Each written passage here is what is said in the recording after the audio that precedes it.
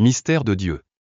La Eloi, le changement climatique, avec toutes les catastrophes qu'il a engendrées, inondations, sécheresses, incendies, etc., nous a fait prendre conscience de l'équilibre fragile de notre planète. Tout facteur qui perturbe l'équilibre naturel est source de mort et de destruction. Des lois régissent la survie du monde, les enfreindre revient à perturber la nature et la vie. Les êtres humains ont été désignés par Dieu comme intendants de sa création, et nous avons atteint un point où notre mauvaise gestion nous confronte à nos erreurs.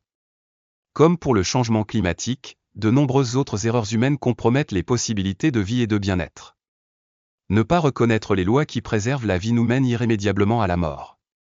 Le cosmos, la Terre elle-même, est équilibrée par des lois physiques, chimiques et biologiques qui soutiennent et assurent la vie. Les marées, le mouvement de la Terre et de la Lune, les saisons, tout a une raison d'être, même la distance entre le Soleil et la Terre. Lorsqu'Abraham crut en Dieu et quitta sa famille et sa terre pour suivre les commandements du Dieu qui lui avait parlé, il commença l'aventure la plus fascinante de Dieu, les préparatifs pour devenir un homme. Préparer le terrain ne fut pas chose aisée. La première étape consistait à multiplier la famille d'un homme jusqu'à former un peuple. Notez que si la famille de Jacob n'avait pas dû se rendre en Égypte, elle ne se serait probablement pas autant développée. En seulement 400 ans, elle s'est multipliée jusqu'à former une multitude immense. Dieu les conduisit en Égypte, où la nourriture serait abondante, où le Nil les protégerait de la pénurie d'eau, et où ils furent accueillis là où on leur donnait des terres et du travail, sans guerre.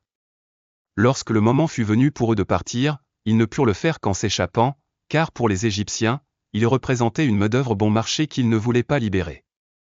Comment échapper à l'une des armées les plus redoutables de l'histoire? Ce n'est qu'avec l'aide de Dieu que les descendants d'Abraham parvinrent à connaître le Dieu de leur père, à voir ses miracles et sa puissance. Ils s'enfuirent sans fixer de date ni combattre. L'une des principales caractéristiques est que Dieu s'intéressait à ce groupe de bergers, initialement nomades devenus artisans sédentaires, non seulement au groupe lui-même, mais à chaque individu. Dieu connaissait les besoins, les peurs, les pensées et les péchés de chacun. Il connaissait Moïse et sa famille. Il connaissait chacun par son nom, mais eux ne connaissaient pas Dieu. Dieu savait que pour survivre, un peuple a besoin de lois, tout comme la nature elle-même. Ces lois assurent la vie et la coexistence, les droits de tous, et pas seulement ceux des puissants. Ces lois condamnaient l'injustice, et le respect de Dieu était la clé du respect de tous. Avant que Dieu ne donne les tables de la loi à Moïse, aucun code de conduite similaire n'existait parmi aucun peuple. Le code d'Hammurabi, qui inclut une certaine notion de justice, est empreint de violence, de colère et de vengeance. Le décalogue de Moïse comporte deux versions, celle d'Exode 20, Dieu prononça toutes ces paroles, en disant « Je suis l'Éternel, ton Dieu, qui t'ai fait sortir du pays d'Égypte, de la maison de servitude. Tu n'auras pas d'autre Dieu devant ma face. Tu ne te feras aucune image taillée, ni aucune représentation de ce qui est là-haut dans les cieux, ici-bas sur la terre, ni dans les eaux plus bas que la terre. Tu ne te prosterneras pas devant elles et tu ne les serviras pas. Car moi, l'Éternel, ton Dieu, je suis un Dieu jaloux, qui punit l'iniquité des pères sur les enfants jusqu'à la 3e et la 4e génération de ceux qui me haïssent, mais qui fait miséricorde jusqu'en 1000 générations à ceux qui m'aiment et qui gardent mes commandements. Tu ne prendras pas le nom de l'Éternel, ton Dieu, en vain, car l'Éternel ne laissera pas impuni celui qui prend son nom en vain.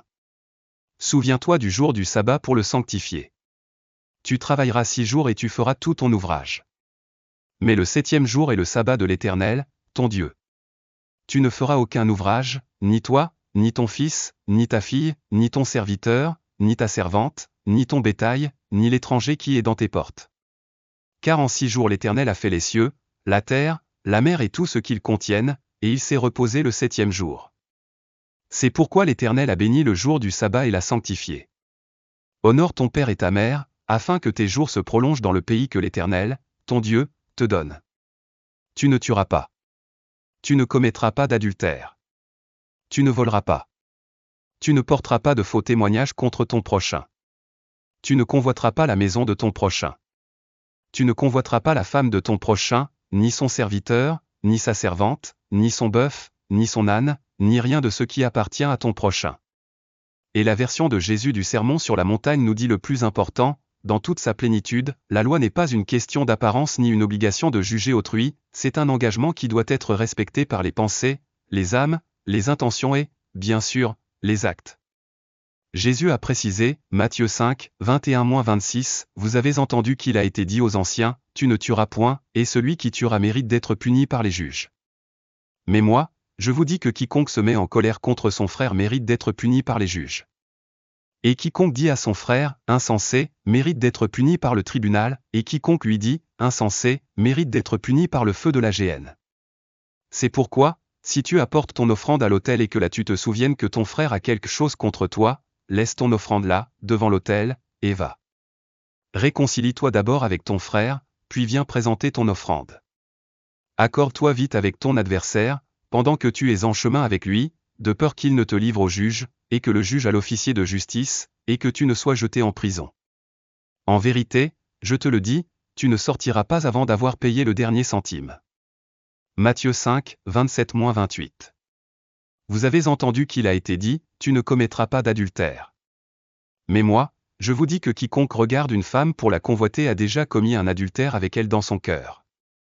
Matthieu 5h33. Vous avez encore entendu qu'il a été dit aux anciens, tu ne feras pas de faux serments, mais tu t'acquitteras envers le Seigneur de tes serments. Mais moi, je vous dis, ne jurez en aucune façon, ni par le ciel, car c'est le trône de Dieu, ni par la terre, car c'est son marchepied, ni par Jérusalem, car c'est la ville du grand roi. Ne jurez pas non plus par votre tête, car vous ne pouvez rendre un seul cheveu blanc ou noir. Mais que vos paroles soient, oui, oui, non, non, car tout ce qui dépasse cela vient du mal. Matthieu 5, 38-45. Vous avez entendu qu'il a été dit, œil pour œil, dent pour dent. Mais moi, je vous dis, ne résistez pas aux méchants. Si quelqu'un te frappe sur la joue droite, présente-lui aussi l'autre. Et si quelqu'un veut te faire un procès et prendre ta tunique, laisse-lui aussi ton manteau. Et si quelqu'un te force à porter un mille, fais en deux avec lui. Donne à celui qui te demande, et ne te détourne pas de celui qui veut t'emprunter. Vous avez entendu qu'il a été dit, tu aimeras ton prochain et tu haïras ton ennemi. Mais moi, je vous dis, aimez vos ennemis, bénissez ceux qui vous maudissent, faites du bien à ceux qui vous haïssent, et priez pour ceux qui vous maltraitent et vous persécutent, afin que vous soyez enfants de votre Père qui est aux cieux. Car il fait lever son soleil sur les méchants et sur les bons, et pleuvoir sur les justes et sur les injustes. Je vous recommande de lire l'intégralité du Sermon sur la montagne, car il comprend bien plus. Jésus a résumé toute la loi en 2 commandements, Matthieu 22, 35-40. L'un d'eux, un docteur de la loi, le pria de le mettre à l'épreuve, en disant, « Maître, quel est le plus grand commandement de la loi ?» Jésus lui dit, « Tu aimeras le Seigneur ton Dieu de tout ton cœur, de toute ton âme et de toute ta pensée. » C'est le premier et le plus grand commandement. Et le second lui est semblable, « Tu aimeras ton prochain comme toi-même. » De ces 2 commandements dépendent toute la loi et les prophètes. Jésus a également clairement indiqué qu'il est nécessaire d'observer la loi pour hériter du royaume des cieux, Matthieu 19, 16-21. Alors quelqu'un s'approcha et lui dit, « Bon maître, que dois-je faire de bon pour avoir la vie éternelle ?» Il lui dit, « Pourquoi m'appelles-tu bon ? Il n'y a qu'un seul bon, Dieu. Mais si tu veux entrer dans la vie, observe les commandements. » Il lui dit, « Lesquels ?» Jésus répondit, « Tu ne tueras pas. Tu ne commettras pas d'adultère. Tu ne voleras pas. Tu ne porteras pas de faux témoignages. Honore ton père et ta mère, et tu aimeras ton prochain comme toi-même. » Le jeune homme lui dit, « J'ai observé tout cela depuis ma jeunesse. Que me manque-t-il encore ?» Jésus lui dit, « Si tu veux être parfait, va, vends ce que tu possèdes, donne-le aux pauvres, et tu auras un trésor au ciel. Puis viens et suis-moi. » Pourquoi dit-il au jeune homme riche qu'il devait tout quitter ? Parce que le premier commandement de la loi de Dieu est, Marc 12h30, tu aimeras le Seigneur ton Dieu de tout ton cœur, de toute ton âme, de toute ta pensée et de toute ta force. C'est le plus grand commandement. Il avait dit auparavant au jeune homme, « Pourquoi m'appelles-tu bon ?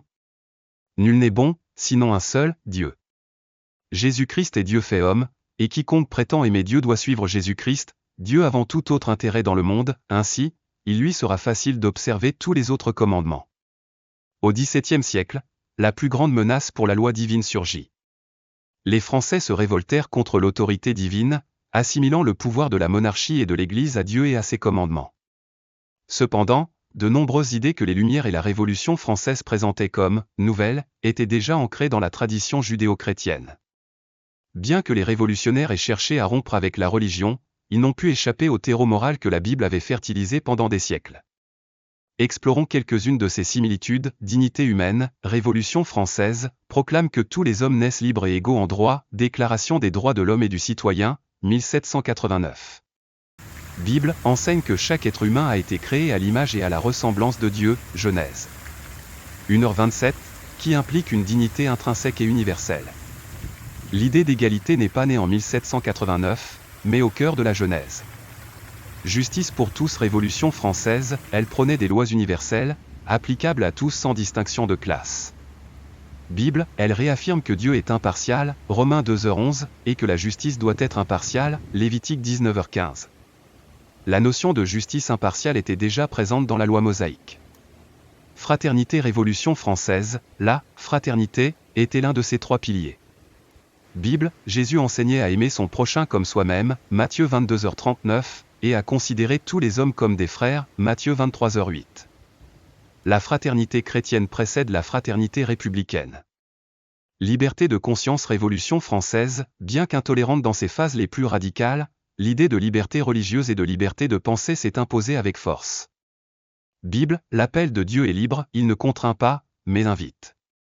J'ai mis devant toi la vie et la mort, choisis la vie, Deutéronome 30, 19. La liberté de choix est un principe biblique, même en matière spirituelle. Abolition des privilèges, Révolution française. Suppression des privilèges féodaux et cléricaux. Bible, les prophètes dénoncent les abus de pouvoir et l'oppression des pauvres, Isaïe 10, 1-2, Amos 5, 11-12. La critique prophétique de l'injustice sociale anticipe l'esprit révolutionnaire. Espoir d'un monde renouvelé, Révolution française, rêve d'une société nouvelle, juste et libre. Bible, promesse d'un royaume de Dieu où régneront justice, paix et épanouissement, Isaïe 11, Apocalypse 21. Ces deux visions partagent un désir eschatologique de rédemption sociale. Les Lumières puisent leur source chrétienne, même si elles cherchent plus tard à en nier la source. Le livre d'Habacuc 2h4 dit « Le juste vivra par la foi ». Ce verset, mal interprété par certains groupes protestants, a été utilisé pour affirmer que la loi est ancienne ou invalide. Mais je pose la question, qui est le juste? Celui qui obéit à la loi de Dieu. Paul a insisté sur le fait que c'est la grâce qui nous sauve, mais cela ne signifie pas que la loi est abolie. La grâce est un don de Dieu, un don, comme lorsque le Père a pardonné au Fils prodigue qu'il avait abandonné dans le péché, mais que le Père l'a accueilli à bras ouverts et lui a rendu son honneur de fils, auquel il avait renoncé. Le Fils ne pouvait rien faire pour obtenir le pardon de son Père, c'était un don du Père, c'est la grâce. Cependant, si le Fils transgresse les commandements du Père, il perdra la grâce et les bénédictions du salut. Jésus a dit dans Jean 15, 13-14, « Il n'y a pas de plus grand amour que de donner sa vie pour ses amis. Vous êtes mes amis, si vous faites ce que je vous commande. » Quiconque refuse d'obéir aux commandements de Jésus n'est plus son ami. Nous avons compris que se rebeller contre ces commandements déséquilibre le monde et l'humanité, et entraîne destruction et châtiment. Il est important de faire la distinction entre les commandements de Dieu et les traditions humaines. Jésus a dit dans Matthieu 15h3, « Et vous, pourquoi transgressez-vous le commandement de Dieu au nom de votre tradition? Dieu nous jugera sur notre obéissance à sa loi, et non aux traditions humaines. » Nous ne pouvons pas dire à Dieu, « Tu es obligé de m'accepter parce que j'ai payé la dîme, ou parce que j'ai porté un uniforme, ou parce que j'ai prié le rosaire, ou parce que j'étais dévot à Saint Cucuffat. » Si vous avez apprécié notre vidéo, vous nous seriez très utile en l'aimant, en vous abonnant à la chaîne et en activant la cloche. Cette chaîne n'est pas monétisable, mais nous avons besoin de votre soutien pour continuer à créer des vidéos.